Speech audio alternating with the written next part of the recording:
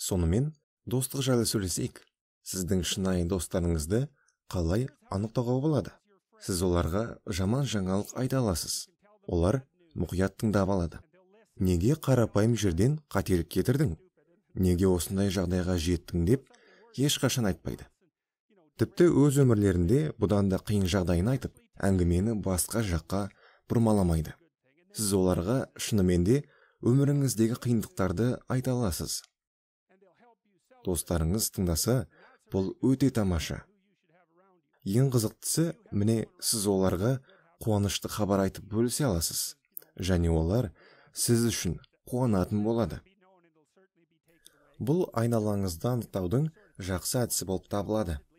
Енді, егер сіз қазіргі айналаңызға тіпті өз жеңісіңізді айтуға қорықсаңыз, айналаңызға сол қорқынышыңыз бар екенін білдіртсеңіз болды. Келесіде қуанышты хабарыңыз болса, айта бастаған кезде, бах, күтпеген реакция. Кейін сол достарыңыз 3 жыл бұрын бастарына бұдан да қиын іс түскені жайлы, немесе одан жаманы 3 жыл бұрын танысы болған адамның қызықты оқиғасын айтып әуре болады. Қашыңыздар, дереу қашыңыздар. Ол адамдар сіз үшін пайдасыз. Олар тіпті өздеріне де пайдасы жоқ. Сізге мұқият тыңдаңыз, сізге өз айналаңызды, сіздің дамуыңызға үлес қосатын адамдармен қоршау қажет.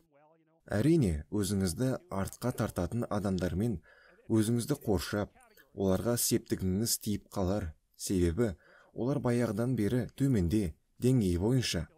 Бұндай шешімнің артықшылығы сіздің мойныңыздағы жауапкершілік жоғалатын болады. Және сіз сол жауапкершілік жүгін айналаңызға жүктеп, өміріңіздің бақытсыз екенін, жаһанның әділетсіздігі жайлы айтып жүре бере аласыз. Бірақ, менің айтқым келіп тұрғаны, бұндай орта белгілі бір жетістікке жету үшін ең қолайсыз орта болып табылады.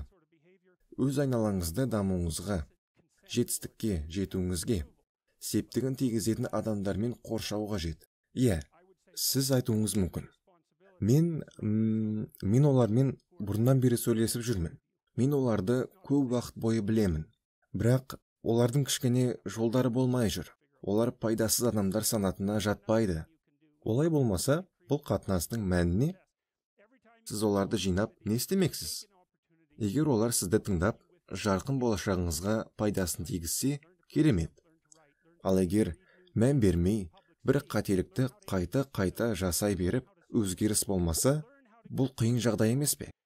Онда оларға жылауыңды доғар, мен барып өз өмірімнің болашағымен айналысайын деп айтқан әлде қайда дұрыс болар. Мүмкін бір болашақта оянған кезде шыдап жүре беру жақсырақ деп ойларсыз. Адамдар бұндайда энейбинг деп атайды. Сіз осының барлығына шыдамдылықпен қарап, үндемей келіскеніңізді, тіпті қолдап жатқаныңызды байқамай қаласыз.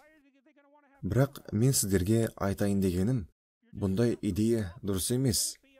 Мен сізге айтар едім, айналаңызды пайдалы, тұлғалық дамуыңызға септігін тигізер адамдармен қоршау, ол сіздің таңдауыңыз, тіпті құқығыңыз, және сіз сол үшін өзіңіз жауапты боласыз.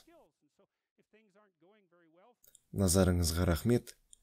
Әсерлі войспен ғаламның шексіз қырын бірге танайық.